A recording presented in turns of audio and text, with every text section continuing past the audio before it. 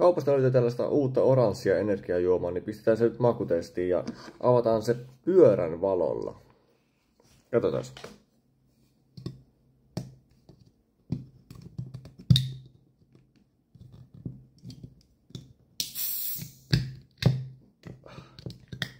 Hän meinaa sokkapyöriä.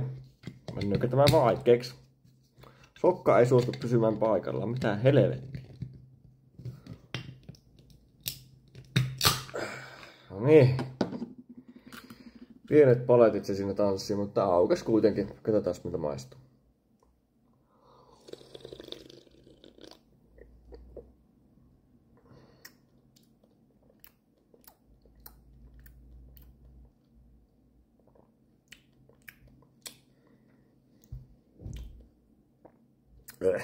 Kai se nyt on juotava, kun kerran ostin, mutta